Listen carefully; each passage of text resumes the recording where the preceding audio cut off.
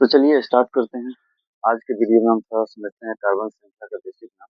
क्योंकि कल कल के वीडियो में हम समझे हुए थे कि हाइड्रोकार्बन के बारे में और उसके प्रकार के बारे में। तो अब उसके प्रकार को जो है संतृप्त, असंतृप्त और एरोमेटिक हाइड्रोकार्बन, ये तीनों को अच्छे से समझने के लिए हमको इस चीजों का जरूरत पड़ेगा। इसलिए सबसे पहले हम इस चीजों को समझ लेते हैं। कार्बन श्रृंखला का बेसिक नाम जो होता है, मतलब किसी कार्बन के श्रृंखला में कितना कार्बन है, उसका अलग अलग हिसाब से नाम होता है। अगर एक कार्बन है तो उसके लिए अलग नाम होता है, दो कार्बन की इस तरीके से। तो हम यहाँ पे देखते हैं कि एक नंबर कार्बन, दो नंबर कार्बन, ये सभी नंबर ऑफ कार्बन के लिए क्या क्या नाम होता है, इसको समझते हैं। तो देखिए, यहाँ पे है कि अगर एक नंबर कार्बन होगा, तो अगर नंबर ऑफ कार्बन अगर एक है, अगर श्रृंखला में, अगर कार्बन के श्रृंखला में अगर एक ही कार्बन है, तो उसके लिए हम जो नाम लिखते हैं वो है मेथ। मेथ लिखते हैं, ठीक है। जैसे कि अगर इससे बनाना चाहेंगे तो मिथेन, मिथेन बनता है। और इस तरह का बहुत सारा यौगिक बनता है, ठीक है। ईटीसीएम कर देते हैं। जैसे उसके बाद अगर दो नंबर कार्बन के लिए बात करें, तो दो नंबर कार्बन के लिए यहाँ पे आता है एथ। एथ का प्रयोग करते हैं। और यहाँ पे सभी चीजें हम छोटे लेटर से इस्तेमाल करते हैं। मतलब कोई भी बड़ा लेटर इसमें आता ही नहीं है इसके नाम में। अगर इंग्लिश में लिखते हैं तो, अगर हिंदी में लिखते हैं तो जैसे लिखते हैं उसी तरीके से वर्ड का इस्तेमाल करना है। यहाँ पे एथ, जैसे कि एथेन से एथेन हो जाएगा इससे, या इथीन हो सकता है। ये सब बहुत सारे यौगिक इस तरीके से बनाए जा सकते हैं, ठीक है। उसके बाद अगर तीन नंबर कार्बन के लिए बात करें, तो तीन नंबर कार्बन के लिए हमारा हो जाता है प्रोप, प्रोप, ठीक है। जैसे कि प्रोपेन, प्रोपीन,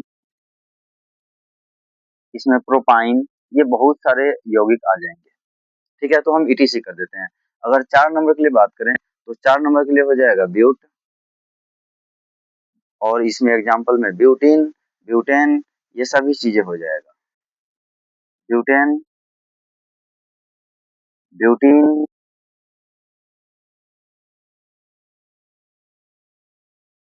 बहुत सारे यौगिक इसमें आ जाएंगे, ठीक है। ये चार नंबर के लिए आ जाएंगे। पांच नंबर के लिए अगर बात करते हैं, तो पांच नंबर के लिए इसका जो नाम होता है, अगर किसी कार्बन के श्रृंखला में अगर पांच कार्बन है, तो उसके लिए हम पेंट का इस्तेमाल करते हैं। कार्बन का जो श्रृंखला का नाम लिखते हैं वो पेंट उसका नाम होता है, ठीक है। तो पेंट। अब अगर छह नंबर कार्बन के लिए बात करते हैं, तो छह नंबर के कार्बन के लिए आता है हेक्स, हेक्स आता है। और सात नंबर के लिए अगर बात करें, तो सात नंबर के लिए हमारे पास आता है हेप्ट, HEPT, हेप्ट। और अगर आठ नंबर कार्बन के लिए बात करें, तो आठ नंबर कार्बन के लिए ऑक्ट आ जाता है, ऑक्ट, ठीक है। और नौ नंबर कार्बन के लिए नॉन आता है, नॉन। और दस नंबर कार्बन के लिए डेक आ जाता है, डेक, DEC, डेक, ठीक है। फिर अगर ग्यारह नंबर, इधर एग्जाम्पल सेम होगा, जैसे पेंटेन, पेंटीन, पेंटाइन, ये सभी चीजें। इधर हेक्स, हेक्सेन, हेक्सिन, ये सभी आ जाएगा एग्जाम्पल में। हेप्टेन, हेप्टीन, ये सभी चीजें आ जाएगा, ठीक है। ऑक्टेन, ऑक्टीन, ये बहुत सारे यौगिक इस तरह से बनेंगे, ठीक है।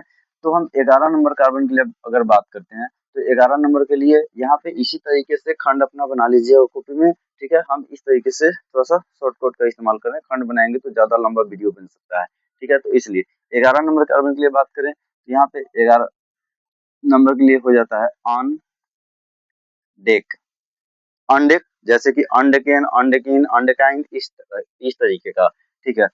बारह नंबर कार्बन के लिए बात,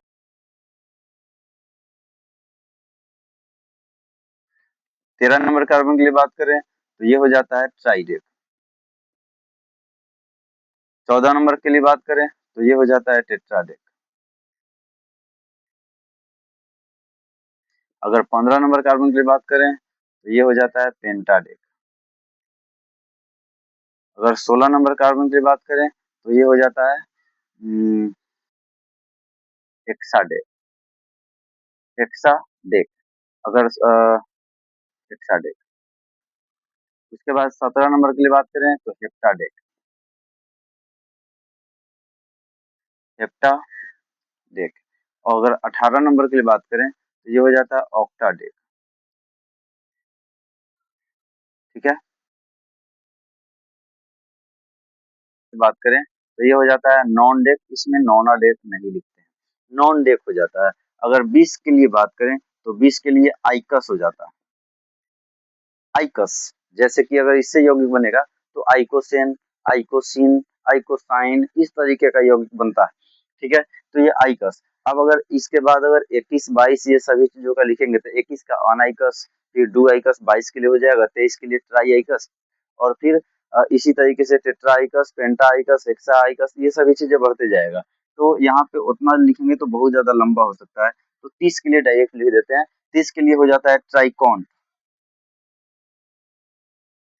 ट्राइकॉन।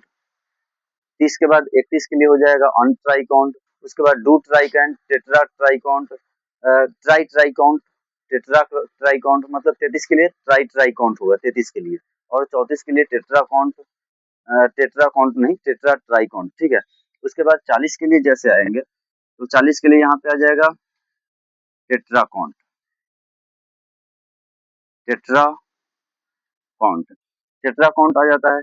अब इसके लिए 41 के लिए आ जाएगा अन टेट्रा काउंट, फिर 42 के लिए आ जाएगा डू टेट्रा काउंट, फिर 43 के आ जाएगा ट्राई टेट्रा काउंट, फिर 44 के लिए आ जाएगा tetra tetra count, tetra tetra count, फिर उसी तरह से penta tetra count, hexa tetra count, इस तरीके से चलेगा। और 50 में जाएंगे तो 50 पे आ जाएगा पेंटा काउंट, पेंटा काउंट, इसी तरीके से फिर अकाउंट का अनपेंटा काउंट, डू पेंटा काउंट, इसी तरीके से चलेगा। 55 का फिर आएगा पेंटा पेंटा काउंट।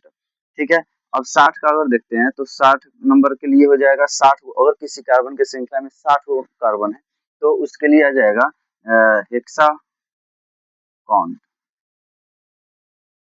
फिर 70 के लिए अगर देखते हैं तो 70 के लिए आ जाता है हेप्टा काउंट, ये चलता है।